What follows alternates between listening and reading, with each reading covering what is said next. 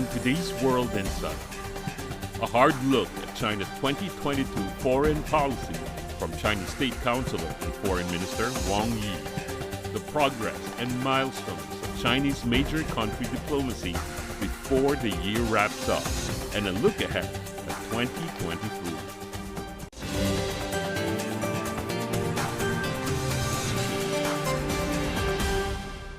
Hello and welcome to World Insight with me, Tian Wei. Chinese State Councilor Foreign Minister Wang Yi delivered his review of China's foreign policy in the year 2022. Over the past year, China has met challenges head-on, according to him, and advanced its diplomatic agenda with greater resolve. Wang made these remarks in a speech at the Symposium on the international situation and China's foreign relations on Sunday.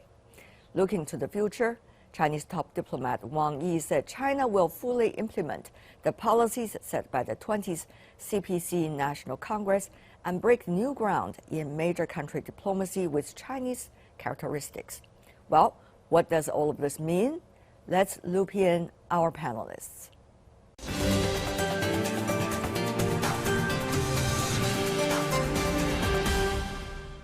China-U.S. relations. We see on the sidelines of a G20 summit, China-U.S. leaders met. They certainly came up with something quite constructive in words. If I could, a quote from Mr. Wang Yi. The candid and in-depth communication between the two presidents was constructive and strategic.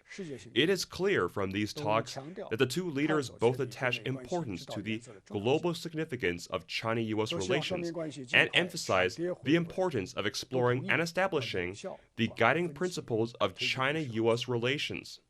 They both hope the bilateral ties will stop sliding and return to stability as quickly as possible, and both agree to effectively manage differences and advance practical cooperation.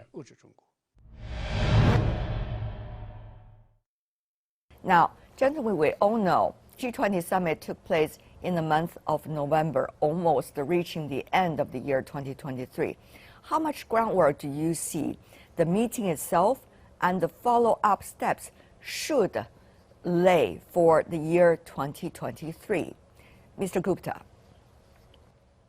You know, the meeting in Bali did not just come off its own. There was a significant effort which was made to ensure that the meeting did go ahead, considering the fact that Speaker Pelosi had gone in April to Taiwan, and everything had then come to a stop in terms of U.S.-China relations. So just as that meeting took quite some time to set up and announce, we should expect that the process, the rollout of what follows subsequently also will be an expanded process. It won't happen immediately.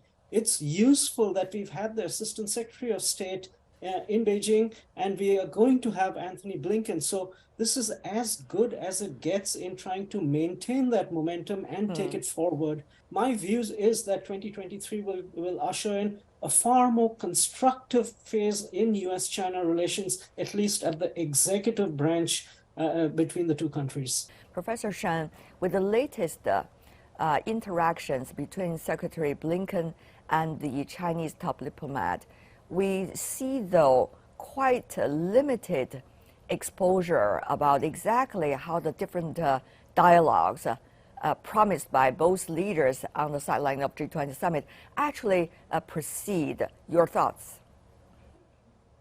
Well, that was a Parliament meeting. I don't know, according to official report, how much progress the two sides have made. They have agreed. My speculation is that they made some agreement, but that needs to be followed.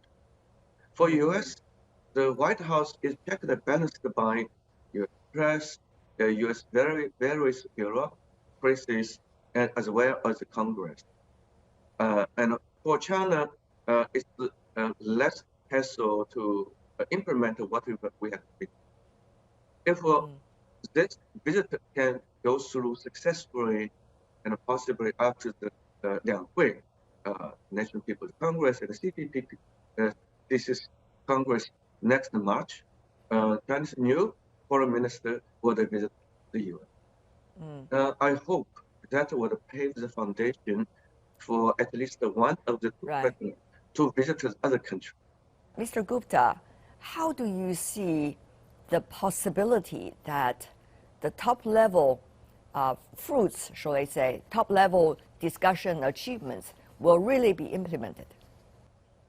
That's a good point.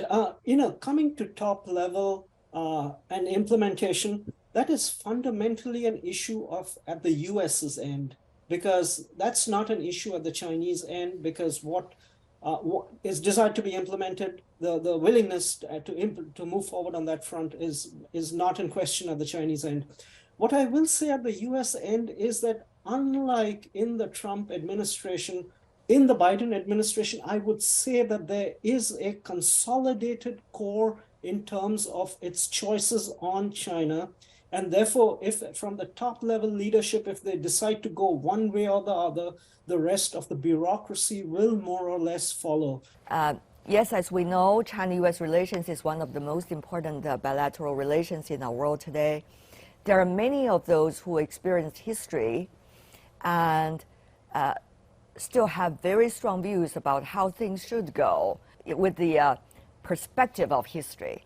Earlier, I talked to, in a panel, Dr. Henry Kissinger, certainly one key figures in terms of China-US relations. Here's what he said. A way should be discovered by which the two sides can talk to each other without threat, and that they will develop concepts by which they can both contribute to the evolution of the world towards peace and progress, and so that the great qualities of each of our countries can be used in an exchange that is based on lasting peace for our countries and for the rest of the world. How do you see China-US better handle their relations responsibly for the rest of the world? Professor Laris. China has largely now also gradually overcome the pandemic. So there's hope that China will be a new active player in the world like it used to be in the past. We saw that with the meeting between Xi and Biden at the G20 summit in Bali. But we soon afterwards, we saw also German Chancellor Scholz's visit to Beijing. We saw Macron, Xi talking. We saw recently the EU President Michel coming to Beijing to talk to President Xi. And all these are good signs. That means that the US relationship is, of course, highly important for the rest of the world, but other countries, and particularly the Europeans, are also making their own policy. While there is still talk that perhaps American policy or some business leaders in the United States, some hardline politicians would prefer the decoupling of the relationship, the economic relationship between the US and China. This certainly is not the case regarding Europe. Here, not decoupling is what is talked about, but diversification. However, this is easier said than done, because China is, of course, unrivaled by any other country in the world regarding trade relations with the outside world. So to diversify, is a good aim and is sensible, but to achieve that will be very difficult, actually. On China-Europe relations, I do have a quote also from the Chinese State Council Foreign Minister Wang Yi in his year-end speech. Here we quote, on China-Europe relations, Wang noted that the country has continued to pursue friendship and cooperation with Europe and is committed to the healthy developments of China-Europe relations. End of quote. China-Europe cooperation bears on the stability of the global landscape and the prosperity of the Eurasian continent. Friendship is the keynote of China's Europe policy, and cooperation its overarching goal. Earlier, I also talked to the former defense minister of Germany, Rudolf Scharping, and here's what he said to me about his views on China-Europe relations as well. Europe and China can contribute in a mutual interest to global challenges. We know about the fundamental differences, political, legal system, freedom, and so on. But given all the global challenges and the homework we have to do, I think we have to prioritize and manage the differences in a way that partnership, competition, and global cooperation is possible and is deepening. It seems that both China and Europe are taking a pragmatic view.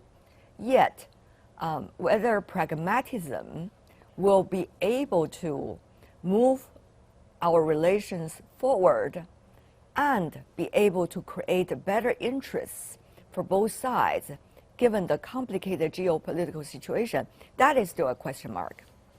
Absolutely. Pragmatism is what both sides really implement and try to follow. But of course, there are hurdles on the way. One hurdle is, of course, that investment treaty, which was concluded between China and the EU in December of 2020 and was soon after abandoned. There's still hope, particularly in China, that that investment treaty may be ratified after all, and that work could be done. It is not impossible for EU parliamentarians to change their mind and do ratify that investment agreement of December 2020. However, the chances right now are limited and are not very good at all. That doesn't mean that that needs to be the case in 2023 or 2024. So there's a lot of room for improvement. Also, the subsidy culture in China is, from a European point of view, still unfairly balanced against the Europeans. So there's room for improvement, and there are things which could be done to further improve European-Chinese economic relations.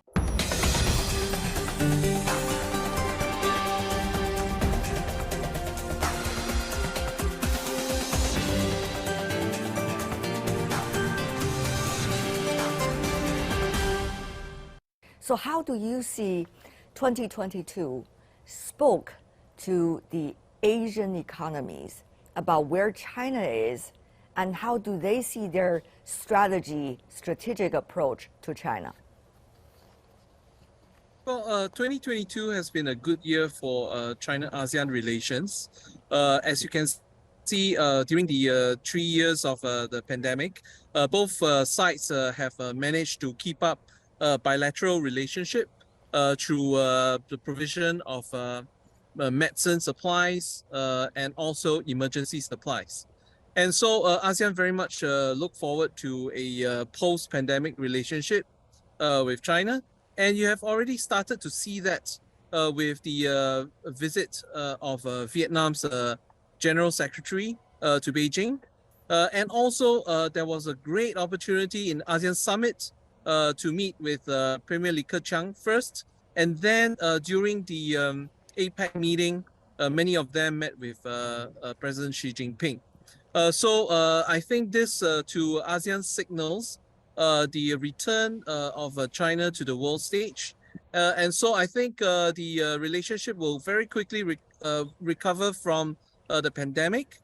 And of course, during the ASEAN Summit, as well as the APEC Summit, the face-to-face personalized diplomacy was very important, particularly between the largest ASEAN country, Indonesian president, with President Xi Jinping, and also in Beijing, as I mentioned earlier on, the meeting between the fastest growing economy in ASEAN, Vietnam, with China. Yeah. And of course, the other ASEAN countries also maintain their relationship. So they were able to have personalized diplomacy face-to-face, which they feel is much, warmer and much more able to read body language than just looking into screen and having Zoom meetings during the pandemic itself.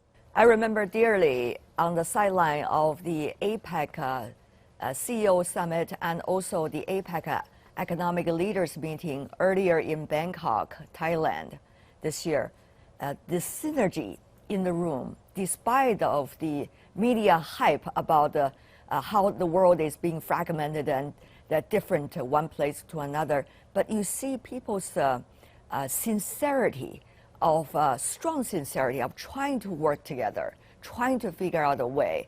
So that is actually very impressive, especially for this region, isn't it, Mr. Lim? Particularly the economic ties.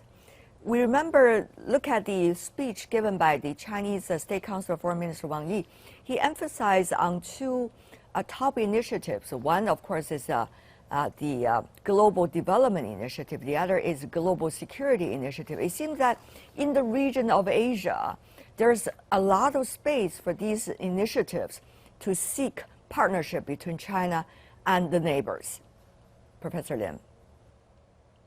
Yes, as you have mentioned, RCEP is one of the main features of economic cooperation, particularly in multilateral formats, but also the restarting of BRI, Belt and Road Initiative, particularly the Pan-ASEAN Railway project is also very much in play.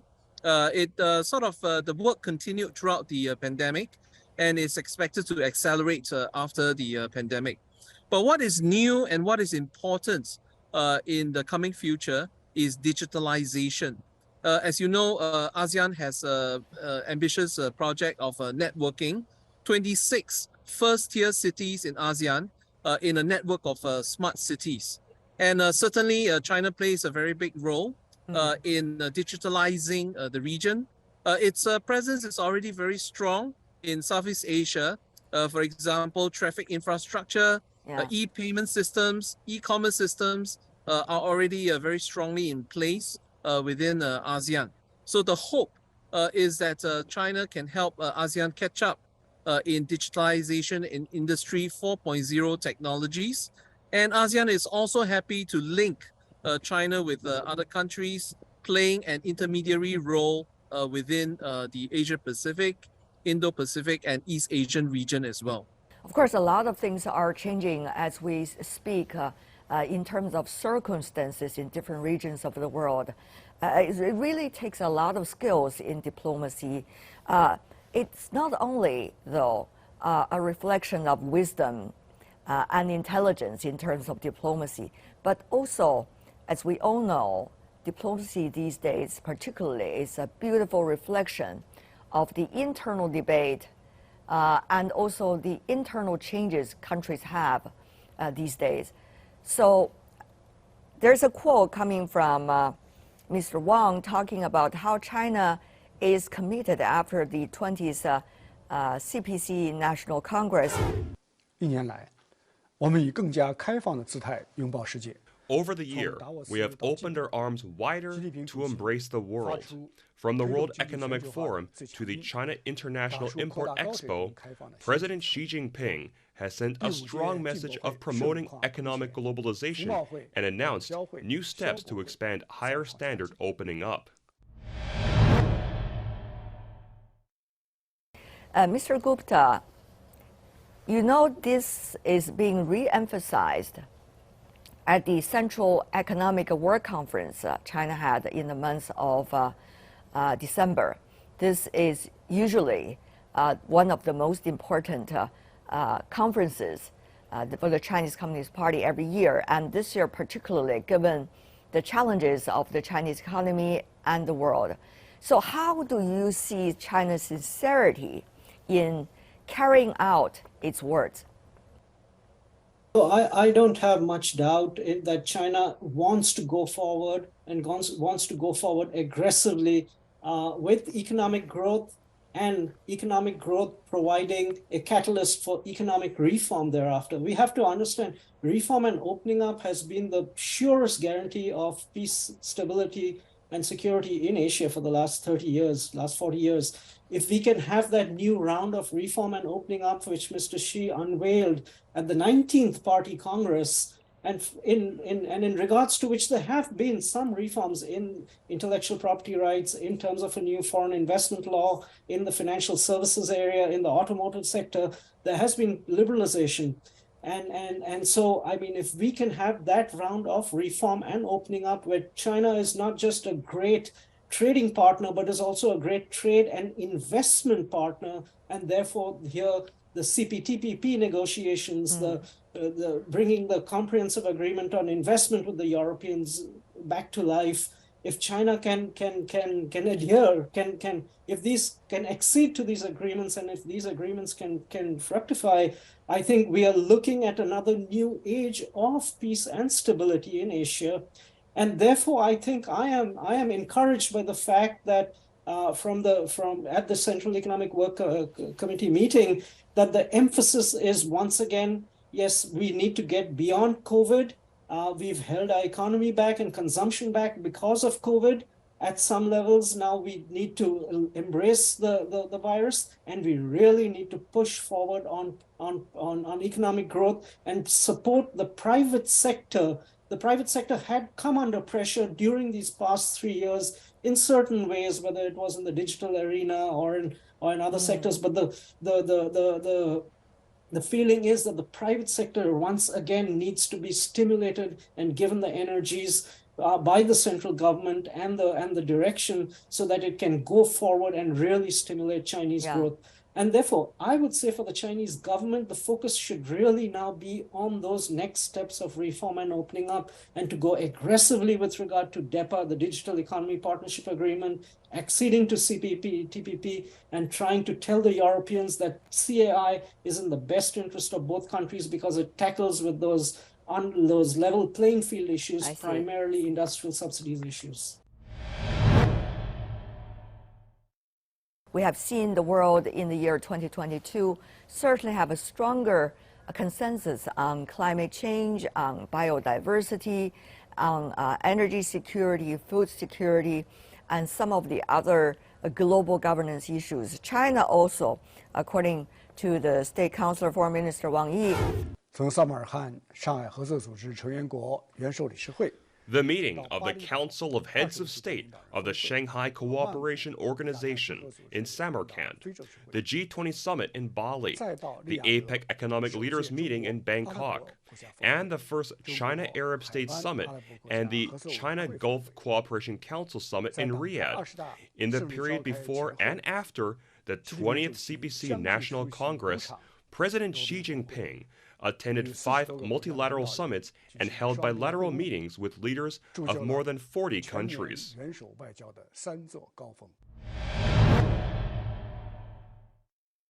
So clearly, this is a reflection of only part of the China's diplomatic schedule, but it certainly shows China is very keen to work on multilateral platforms and engage multilaterally.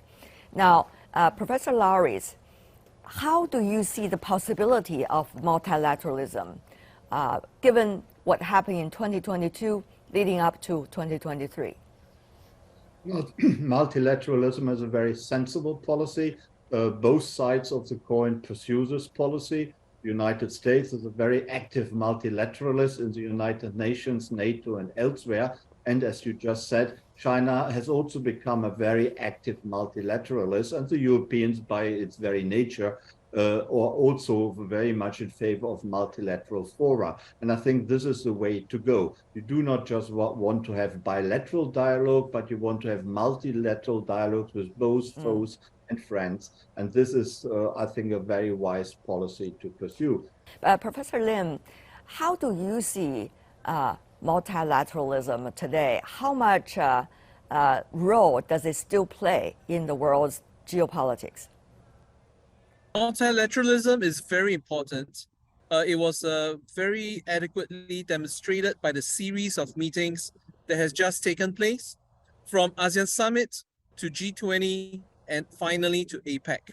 And in those multilateral formats, you can see that trade deals are being discussed, and not just trade deals, but peacemaking efforts are being discussed. And sometimes peacemaking efforts are in corridor diplomacy, under the table, and quiet and away from the media glare, so that countries are able to work out solutions and avoid conflicts. And in this sense, ASEAN is a perfect platform for all major superpowers, regional powers, middle powers to come together to discuss the prevention of accidental conflicts. That's very important, whether it comes to setting up hotlines or whether it comes to having the leaders talk at a personalized level, or meeting 2 by 2 between defense ministers and foreign ministers.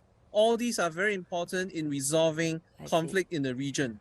ASEAN is always suing for peace, and it hopes to engage all major powers to engage its platform for peacemaking and trade deals. The role of diplomacy, Professor Gupta, Mr. Gupta. I see countries as like human beings. There are relationships between countries just as there are relationships between human beings. Diplomacy is to regulate that relationship, ideally for the better. With friends, it's easy. With adversaries, you want a constructive management of those differences. That's the role of diplomacy, in my view. Professor Laris, role of diplomacy. In my view, the primary role of diplomacy is to avoid war and military conflict. Secondly, it is to avoid tension, which may lead to that military conflict. And here, regarding the United States and China, there's room to work together to negotiate regarding the South China Sea and Taiwan, but also economic conflicts. The role of diplomacy is really to enter into negotiations to downgrade tension. Professor Shen, very briefly, please, role of diplomacy. For both China's handling in Ukraine crisis and the China-US relationship, I think it's through using diplomacy, the Ukraine crisis would come to an end through diplomacy next year. We hope that will be the role diplomacy will play in the year 2023. Thank you so much, gentlemen, for joining us. All the best to you and your loved ones. And that's all the time we have for today. If you'd like to know more, search World Insight or check out our YouTube channel. Follow us on Twitter and Facebook. I'm Tian Wei on behalf of the team. Thanks for being with us. Bye for now.